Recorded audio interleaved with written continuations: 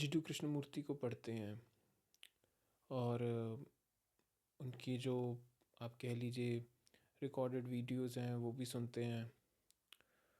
But कहीं ना कहीं मैं मानता हूँ कि वो लोग ज़्यादा फ़िलॉसफी की तरफ, जो कृष्णमूर्ति की फ़िलॉसफी थी उनमें ज़्यादा चले जाते हैं। और सबसे बड़ी जो प्रॉब्लम आती है वो होती है कि वो उन्हें एक तरह से फ़िलासफ़र समझते हैं, ना कि एक सेल्फ रियलाइज्ड बीइंग। कृष्णमूर्ति एक सेल्फ रियलाइज्ड व्यक्ति थे, जीवन मुक्त थे, पर फिर भी उन्होंने आप कह लीजिए भी किसी भी संप्रदाय या किसी ऑर्डर या ट्रेडिशन या कोई पर्टिकुलर रिलीजन या कोई भी मेथड की आप कह लीजिए उनसे जुड़े नहीं। यहाँ तक कि जो थियोसॉफिकल सोसाइटी भी थी, एनी बेसेंट और जो बाकी और भी सदस्य थे, जिन्होंने एक तरह से गाइड भी किया, जिन्होंने एक तरह से आप कह लीजिए कि सारी उनकी जो शिक्षा थी, जो इनिशियल ईयर्स थे, क्योंकि जो थियोसॉफिकल सोसाइटी थी वो एक तरह से एक बुद्ध को जन्म देना चाहती थी। एक ऐसा टीचर जो पूरी दुनिया को आप कह लीजिए कि समझाएगा, एक मार्ग दिखाएगा।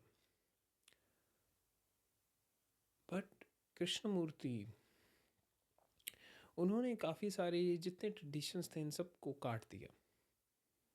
कारण यही था कि सत्य जो है,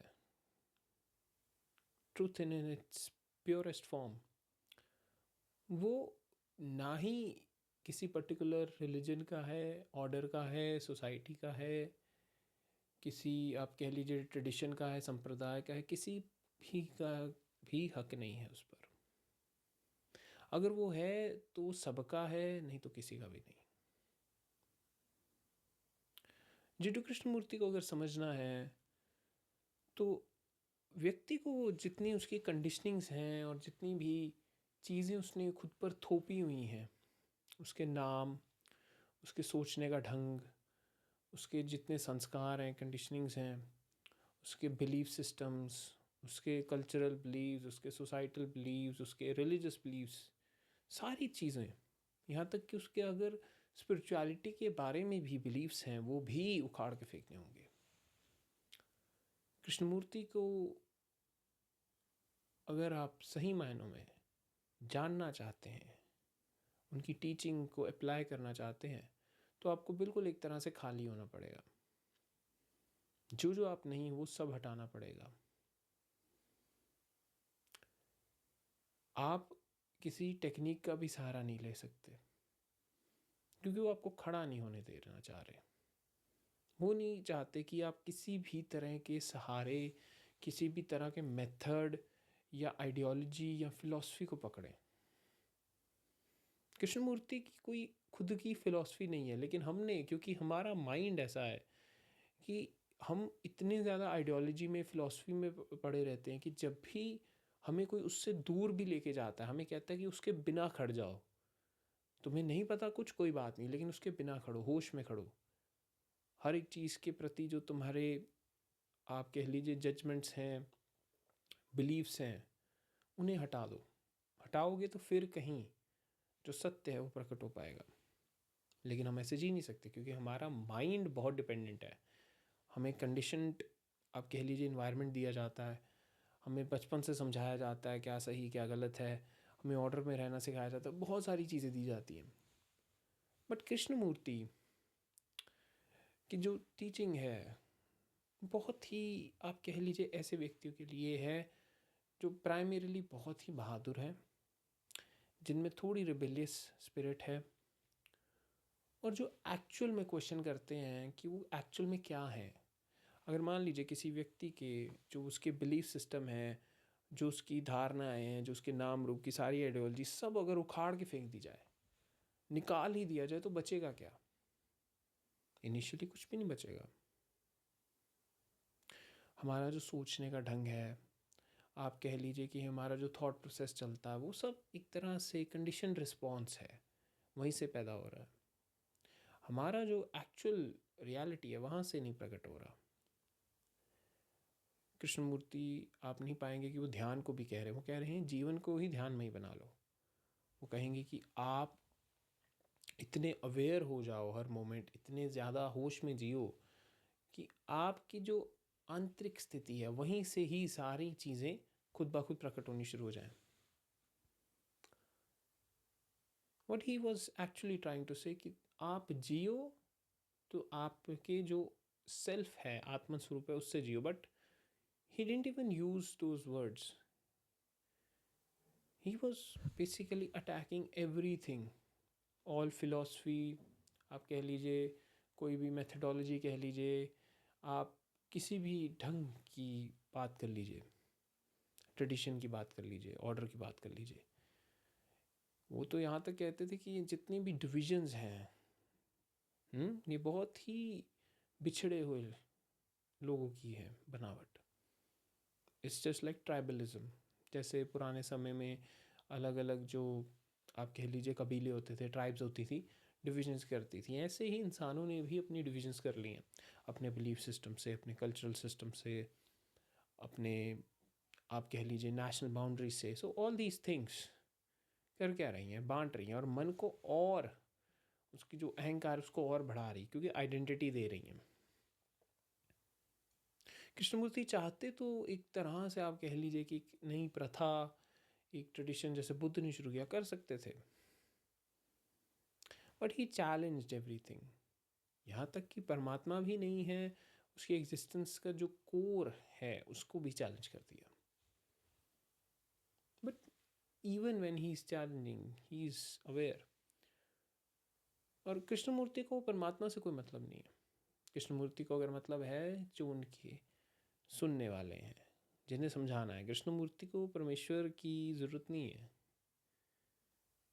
क्योंकि जो पहुंच गया है वो कहीं परमात्मा है नहीं है उसके लिए कोई फ़र्क नहीं है। बट क्योंकि कृष्णमूर्ति ने कई सारी चीज़ें, प्रथाएं, ट्रेडिशंस को उखाड़ना था, तो इसलिए उन्होंने उस ढंग को अपनाया। Consciousness can act in various ways and in various forms. For me, जब मैं कृष्णमूर्ति को देखता हूँ तो मैं उसी परम चेतना को ही देख रहा हूँ जो कृष्णमूर्ति के रूप में एक नया ढंग बता रही है, जो कि बहुत अच्छा है। क्योंकि समय की मांग, एक जो भी जीवन मुक्त होता है, व्यक्ति होता है, उसे समय के हिसाब से भी देखना पड़ता है, कैसा समय है, कैसे लोग हैं, कौन सा ढंग अपनाया जा सकता है। परम चेतना ही है, वो ही एक्ट करवाती है। किस ढंग से करवाना है ये उसकी मर्जी है।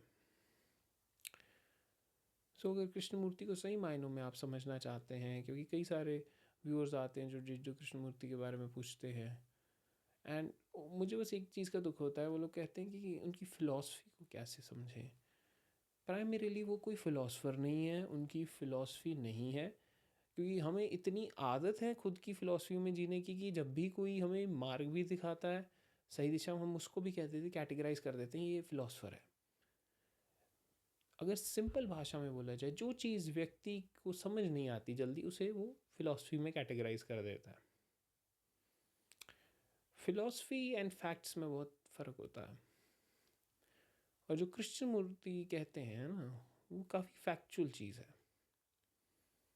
वो एक्चुअली आपको गाइड करेगी कि आप कैसे जा सकते हैं, आप अपनी सारी धारणाओं, कंडीशनिंग को कैसे उखाड़ के फेंक सकते हैं। वेदर वो कंडीशनिंग आपके सिर्फ बिलीफ सिस्टम्स की हैं, यहाँ तक कि अगर आप टाइम को भी ले रहे हैं ना, समय को, it is also an aspect of mental conditioning. वो तो घड़ी को हम देख लेते हैं, घड़ी ना देखें, हम आराम से बैठे रहें, कैसे पता लग रहा है? If there is no change, for instance you are unable to observe any change, आप किसी भी तरह के चेंज को ऑब्जर्व नहीं कर पा रहे, क्या कह पाओगे कि आप समय में बंधे हुए हैं? समय भी मानसिक से ही कहीं ना कहीं उत्पन्न होता है। जो सारी टाइम की आप कह लीजिए कि जो भी सिस्टम है, अप्लाइंग कृष्णमूर्ति's टीचिंग्स, उसमें सबसे जो बेसिक चीज़ आपको करनी है कि पहले तो खुद से ही क्वेश्चन करना है। प्राइमरीली कृष्णमूर्ति को मैंने पढ़ना आप कह लीजिए कि स्टार्ट किया था, लाइक आई वाज व्हेन 17 और 18, जब मैंने बाकी सबको किया था तो कृष्णमूर्ति को भी किया था। इन कृष्णमूर्ति की जो सबसे अच्छी अप्रोच मुझे लगी थी कि वो आपको कहते हैं जड़ उखाड़ो, जड़ उखाड़ो, कंडीशनिंग की जड़ उखाड़ो। वो जड़ मैं हूँ, मुझसे ही आ रही है ना वो कंडीशनिंग, और मुझे सिखाया गया है। So Krishnamurti really help me to question kind of every kind of beliefs I had. किसी भी तरह के बिलीफ हों, कुछ भी हों, उन सबको क्वेश्चन मार्क्स ही देखना है, एक बड़ा क्वेश्चन मार्क लगाना है उस पर कि हाँ प्रॉब्लम है।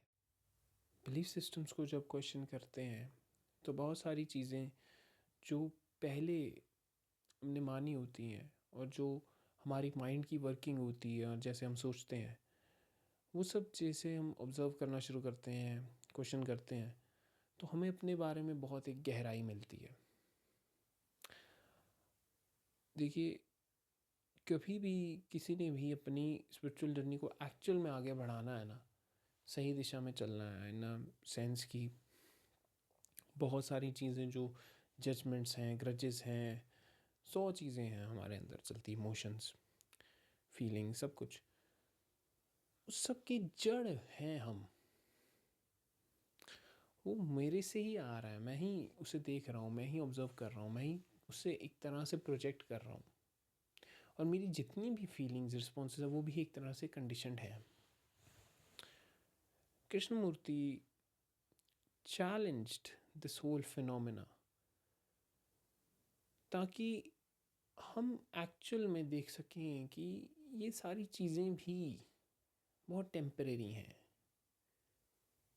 ये आ रही हैं वो भी कंडीशनिंग से। तो जब आप स्टार्ट करेंगे खुद को क्वेश्चन करना, खुद में उतरना, एक्चुअली अप्लाई करना कृष्णमूर्ति की टीचिंग्स को, आपकी जो जीवन की सारी धारणा है ना, जो ढंग है वो बहुत बदलना शुरू हो जाएगा। आप चीज़ों को फिर वैसे नहीं देखेंगे जैसे आप मानते हैं, आप वैसे देखेंगे जैसी वो हैं। पहले आप चीज़ को देख रहे थे कंडीशनड माइंड से, जब वही संस्कारों को आप उखाड़ेंगे, हटाएंगे, आप वैसे ही जैसी वो है, इतने होश में। इसका बहुत बड़ा एक कारण है, वो क्यों कहते हैं कि कि कंडीशनिंग हटाओ, कंडीशनिंग हटाओ, इवन वाई कि नेम भी अगर आ जाता है ना, नाम भी है, उसे भी हटाने का कारण क्या है? क्योंकि जब मैं ऐसे देख रहा हूँ एक चीज़ को बिल्कुल सीधे, बिना सोचे, बिना, just observing, I am just observing it, मैं उसे उस प्योर कॉन्शियसनेस के पॉइंट ऑफ व्यू से देख रहा हूँ, पर्सपेक्टिव से, वहाँ से देख रहा हूँ। क्योंकि चेतना के लिए संसार की ये सारी चीज़ें कुछ नहीं है। नाम रूप सारे ये माइंड में आते हैं। But if I am just watching, not observe, I am just observing without thinking, बस देख रहा हूँ आराम से जो जो हो रहा है, वो अपने आप ही वो ध्यान में ले जाएगा, आपको गहराई में ले जाएगा जीवन की। कृष्णमूर्ति की सारी जो टीचिंग्स हैं वो है कि आप उस प्योर कॉन्शियसनेस के पर्सपेक्टिव से चले, from the point of view उसके ढंग से। हालांकि सोचना नहीं है, कॉन्शियसनेस, अवेयरनेस की कृष्णमूर्ति इतनी बात नहीं करेंगे, इतना एम्फोसिस नहीं देंगे वेदांत को भी, but his approach is very practical, very direct. वो कहेंगे कि देखो उस चीज़ को, वो जो कहते हैं जीवन को ध्यान में ही बना लो, ध्यान किस पर्सपेक्टिव से कह रहे हैं? वो कह रहे हैं कि तुम वहीं परम चेतना स्वरूप हो, और उसी ढंग से देखो ना। जब वैसे देखोगे जीवन अपने आप ध्यान में ही हो जाएगा। इतने अवेयरनेस, इतने होश में देखोगे कि तुम्हारी जो इतनी कंडीशनिंग्स हैं, संस्कार हैं, इतनी सारे जो कॉम्प्लेक्सेस हैं, सब खत्म हो जाएंगे, उड़ जाएंगे, और जो एक्चुअल में वो प्रोजेक्ट करोगे, वैसे ही देखोगे। हर एक टीचर की, मैं समझता हूँ, ये एक अपना ढंग होता है। अब अगर वहीं हम ओशो को कंपेयर करें कृष्णमूर्ति के साथ, तो कृष्णमूर्ति की अप्रोच बहुत, आप कह लीजिए कि एक तरह से सिंगुलर सी लगेगी कि एक ही बात कहते रहते हैं बार बार अलग अलग ढंग से। और वहीं अगर हम ओशो की बात करें तो कई सारे मेथड्स की बात करेंगे, पाथ्स की बात करेंगे, बहुत सारी चीज़ों की। सो हर एक टीचर का अपना एक स्टाइल होता है, अपना ढंग होता है। वहीं अगर हम गुरजीएफ को कंपेयर करें इनके साथ, तो उनका थोड़ा ढंग, थोड़ा आप कह लीजिए कि ज़्यादा रैडिकल है, और ओशो का थोड़ा मिक्स है। वहीं महर्षि रमन का है तो वो थोड़ा कि आप कह लीजिए कि नॉलेज एंड भक्ति, ज्ञान और भक्ति के साथ चल रहा है। रामकृष्ण का ढंग थोड़ा ज़्यादा भक्ति और तंत्र की तरफ है, मतलब काफ़ी सिंपल है।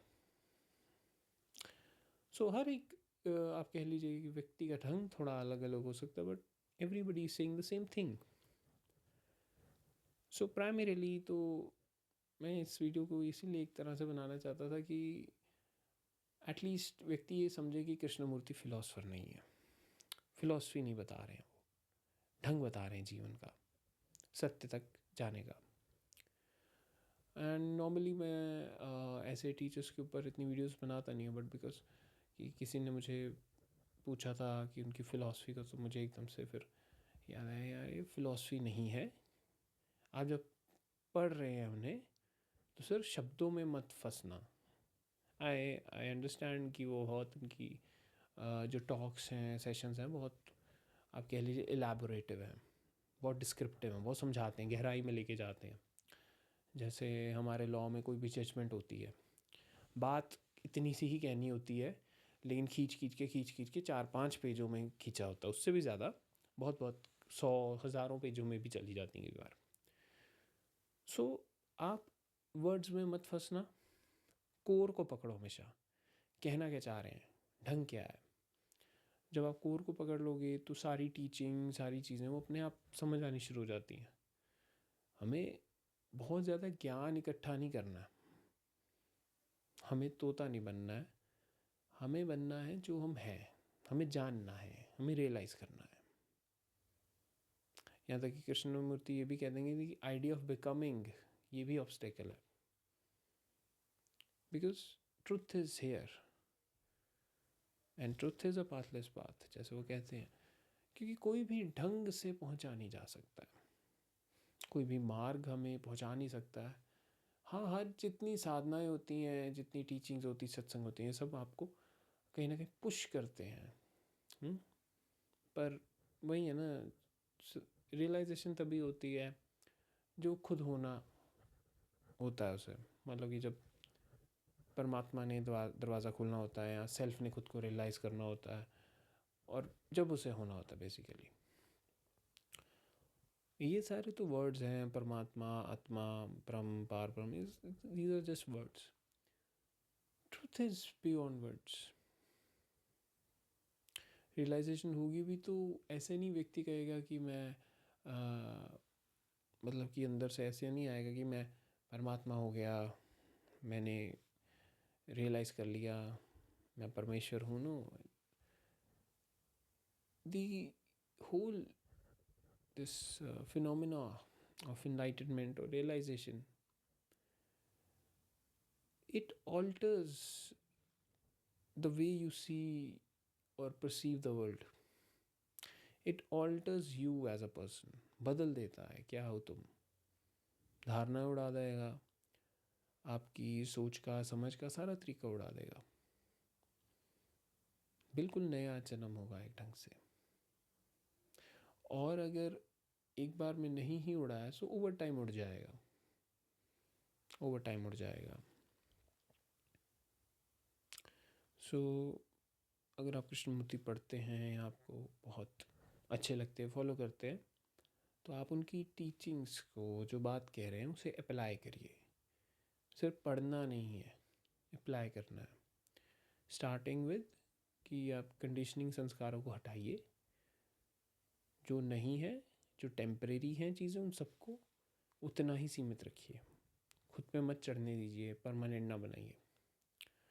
सेकेंडली, इतने होश में जिए, इतनी अवेयरनेस में जिए कि ज़िंदगी ही ध्यान में ही हो जाए, ना कि मुझे हर बार एक टाइम पे ध्यान करना है। वो कर सकते हैं, it's a personal choice, but जीवन ही अगर ऐसा हो जाए ना, पूरा ध्यान में ही, पूरे होश में, बिना कंडीशनिंग से रिस्पॉन्स आ रहा है, जब जब अंदर से आ रहा है, हमेशा आत्मन से, self, I mean from what you are, है ना, चॉइसलेस अवेयरनेस से अगर वो आ रहा है, ब्रह्म चेतना से, सो देन इट्स ओके, वैसे जीना है। जब वही चीज़ मेरी धारणाओं से आ रही, मुझे गुस्सा आ गया, इसने मुझे गाली दे दी, इसने मेरे, आप कह लीजिए कि मेरे बिलीव्स को बुरा भला कह दिया, मुझे गुस्सा आ गया। अगर सत्य की तरफ बढ़ना है तो सारी चीज़ें भी छोड़नी होती हैं, बहुत सारी चीज़ें छोड़नी होती हैं।